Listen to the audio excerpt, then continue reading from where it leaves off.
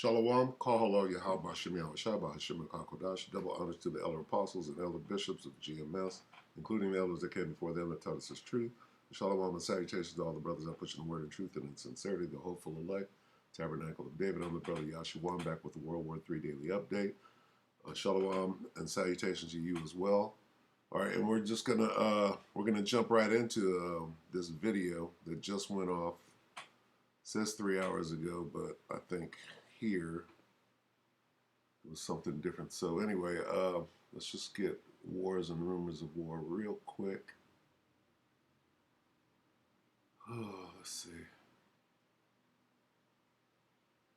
Salaki. Matthew. All right, because this is a dog and pony show, really.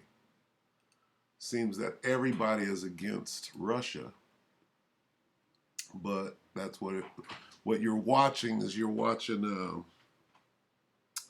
Russia go against the NWO, and for that they are being singled out and called a pariah. And, oh, this is the worst nation on the face of the earth, and this guy is acting like Adolf, what's his name? So they're demonizing Russia as a whole. And when you see everybody in their uniform or their costume, when you're putting on a play, you get in costume, right? And you hit your mark. Well, that's what we're watching. All right, so this is Matthew 24:6. And ye shall hear of wars and rumors of wars. See that ye be not troubled, for all these things must come to pass, but the end is not yet. All right, I'll read on. For nation shall rise against nation, and kingdom against kingdom.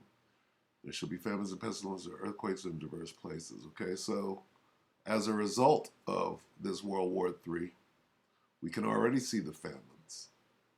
We already see germ warfare, if you will. Okay, these things are being made in a lab. Right? This thing's being manufactured. Who's buying up all the farmland? Right? Who's not sending wheat over here because, embargoes or sanctions or whatever you want to call it? This is all a result of this. Okay, so let's go back. This is Crux, and this is some UN meeting. Okay? It's a UN meeting. It says Russia has put the world on the brink of radiation catastrophe. That right there is slanted. How is it that Russia has put the world on the brink, and the Ukraine has nothing to do? How is it not their fault? Or how, when you have two people involved in something, it's a shared responsibility? Is it not? Okay. Each person has their part. And then on a wider view, each alliance, you got the UN, or not the UN, but NATO and the EU. That's a bunch of nations. And then you get this. Who is this? China? Why in China? See, this guy had on a mask a minute ago. The Chinese have on masks, so they're in uniform. Nobody else has on a damn mask, right? So everybody's playing their part, right? And this is a sign, all right? When you're watching this, okay, first of all, they're all speaking in a different language. Are they, whoever's translating, is that what they're actually saying, or is it what they want us to hear, all right? And everybody's against Russia. What does this mean, the masks, all right? Whatever happened in China, in Wuhan, right? Here's the facts. Well, there was a lab, and they were working on, what is it, gain of function. What is gain of function? They were working on viruses, the V word, and gain of function. Look that up. What does that lead to? Well, what's going on in Ukraine? Do they not have bioweapons labs going on over there? All right, so that word pestilence goes into viruses, and they're working on them. right? What about race-specific bioweapons? Anyway, let's watch this. And then everybody's going to speak. You know, everybody has a seat at the table, supposedly. The provisional agenda for this meeting is maintenance of peace and security of Ukraine. The agenda is adopted. I have received a letter from the permanent representative of Ukraine to the United Nations requesting that His Excellency Mr. Volodymyr Zelensky, His Excellency, the comedian, the actor, the cocaine addict. What do you mean, His Excellency? This is a dog and pony show. Okay? His Excellency. That would make him a king, would it not? The king of the Ukraine. We're going to take any old comedian or actor, which Donald Trump is an actor, reality TV. Okay? The greatest reality TV actor ever. Ronald Reagan's actor. Yeah? of Ukraine be invited to participate via video teleconference in today's meeting in accordance with Rule 37 of the Council's Provisional Rules of Procedure. Would any member wish to take the floor on this matter? I give the floor to the representative of the Russian Federation. So we're going to let Russia talk first. Okay? This is the beginning of the meeting. Russia comes out and says, "Why is everybody always picking on me?" Charlotte Brown.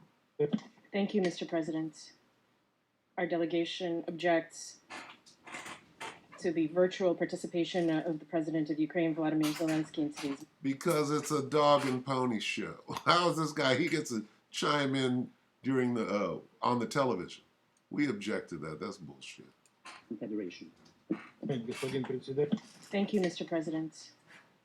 Our delegation objects to the virtual participation of the President of Ukraine, Volodymyr Zelensky, in today's meeting. We would like to explain our objection. We are not opposing the participation of the President of Ukraine or his representative in the meeting. I will repeat once again for protocol and for those who will try to distort our position. We do not object against the participation of the President of Ukraine in this meeting. However, this participation must be in person. In other words, he must be physically present in the council chamber. This isn't a whim on our part. These are the rules that govern the work of the council. This isn't about politics. It is purely a procedural matter. It is also a matter of respect for the members of the council and for the council as a body. Indeed, when the world was facing the coronavirus pandemic, we collectively decided that we would continue working virtually. But all of our meetings via VTC, according to our collective decision, were informal meetings. Then, after returning to the council chamber after the peak of the pandemic, we decided that the council would resume its normal working patterns, which meant a return to the provisional rules of procedure as well. In other words, if we, the members of the Security Council, are sitting here in the room, other member states participating under Rule 37 must be present here as well. Mr. Zelensky has already spoken to the council twice via VTC. Each time we expressed our negative view of this in writing, but the Western members of the council explained back then and assured us in writing, including the president that invited the president of Ukraine, that this was an exception that would not create a precedent. Maybe he's afraid that somebody might stick a bomb under his car in retaliation. A precedent is not created after a first or second time, but a third time is no longer an exception. We would like to remind those members of the council who presided or will preside in the council that they and we have already encountered such cases. We can understand making a few exceptions when we had just returned to the chamber after the pandemic, when it was still preventing the heads of certain states from traveling. However, this year, our presidency in February as well as other presidents, did not allow high-ranking representatives of member states to speak under Rule 37 via VTC. So why should there be double standards in the Council on this matter? Why do other heads of state or ministers of other countries that are on the Council's agenda, subjected to discrimination? This recalls the situation with international humanitarian assistance that rushed into Ukraine when people forgot helping others in other parts of the world, or the double standards on refugees and migrants in Europe when refugees from Ukraine are green lighted in every European country, while refugees from Africa and the Middle East and other regions find themselves facing barriers. Make an exception for one country and one person. The meeting was announced a week in advance, and the president had the opportunity to travel to New York. We constantly see Zelensky meeting. He is also appointed the head of the Ukrainian delegation at the 77th session of the General Assembly. Now, what we're watching right now, this is a war on the UN floor. This is war. Shots fired right here. And what he's saying is, well, he was over here and he didn't come here and here. That's rumors of war. Okay? And this whole meeting is wars and rumors of war. Let's see. Who's going to speak next? We're just going to skim through there. I'm not going to. If you want to watch the whole thing, I'll bring it out again. Let me see. He must be speaking for a while, so we don't want to sit here and watch this whole damn thing. Especially when this tracking on this is not active right. Yeah. Could be my computer. Okay. Apparently this is the Secretary General of the UN.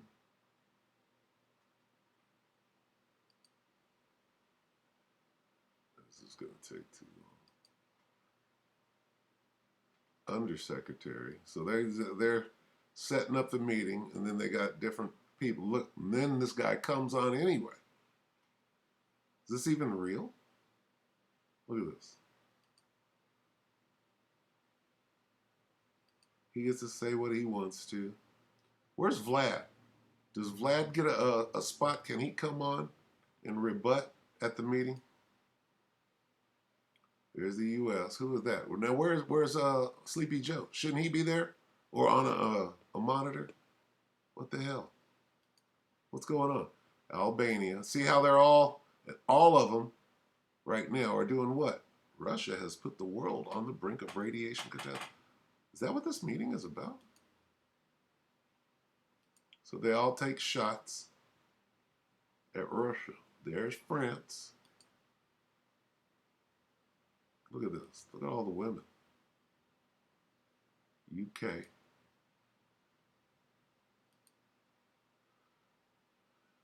Brazil.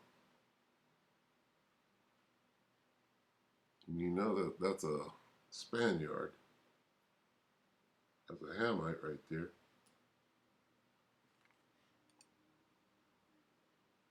So go back and watch this. And what you're going to see is everybody objecting to whatever Russia is doing. Okay? Well, let's find out what Russia's doing. Let's find out what all the heads of state are doing. Okay, so this is Crux. Streamed today, a couple hours ago. Russia's put the world on the brink of radiation catastrophe. Speaking of the nuclear reactors over there, power plant. Zelensky slams Putin. Just look at the title. Zelensky, who's not supposed to be there on the television, he's supposed to be there in person. He's slamming Russia. Come on. Slams Putin. Putin not even there. At UNSC. How come they didn't put Vlad on there to be able to slam Zelensky back? You could just see how one-sided this whole thing is. Anyway, Hell, I forgot where I was going.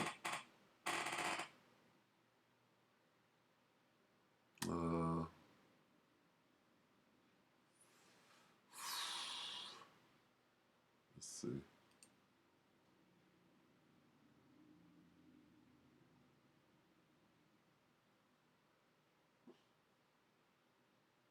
Just make sure you go back and watch that. This is the update for today.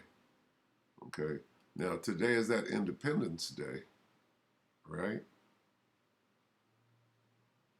And we're all waiting. See, Ukraine prepares for independence. This is yesterday. Today is their Independence Day.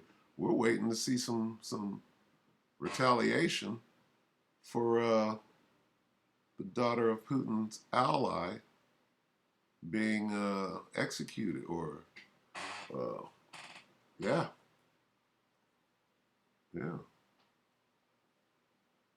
That's what we're waiting on. Anyway, and this goes into wars and rumors of war.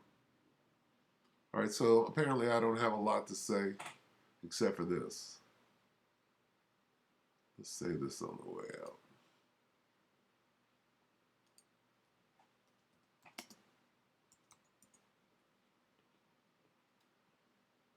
Just dog and pony. Revelation 11:14, the second woe is past, and behold, the third woe cometh quickly. Nobody can stop World War III. Okay? This is all, oh, I know what I was going to get. All right, what we're watching, what are we watching? Why is Zelensky on that television right there? Or better yet, let's start at the very, very, very top. Okay.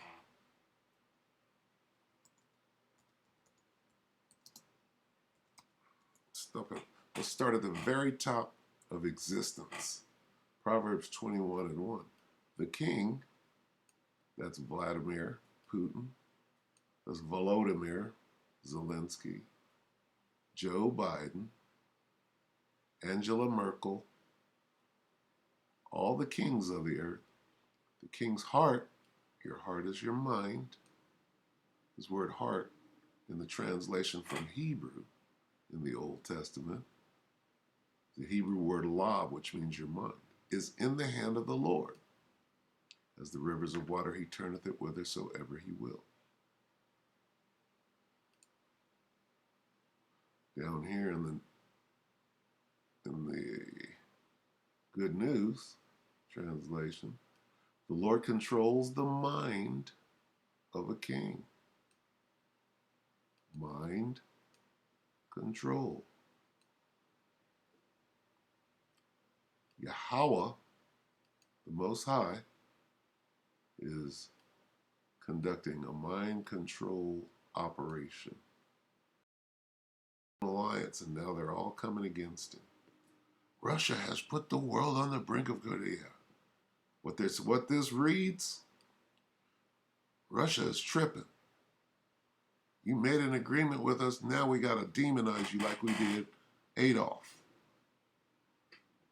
Because Adolf flipped way back in the day. Right? And instead of giving the power of the world, when I say give, I mean the powers that be, the oligarchs, the money changers. Where did Adolf get all that money? Somebody gave it to him. Somebody funded all sides of the war. Where did he get the money? What happened was he was on board and then he flipped. Started doing shit his way, and then he had to be put down. And then, because the Third Reich was supposed to be the rulership of the world, but then after the war, where did it go? It came right here to Babylon the Great, also known as America. Now we're dealing with we're dealing with the NWO, and because Vlad flipped, he's the new pariah. Well, he was on board with the NWO, but what happened? This happened. The Lord, Yahweh B'Shem Yahushua, controls the mind of a king. All right? The Most High, Yahweh, Right? Hardened Vladimir's heart. Hardened his heart. He hardened Pharaoh's heart. And now we have World War III. All right, so with that, we hope that the elect will edify you, brothers and few sisters, with that. Shalom.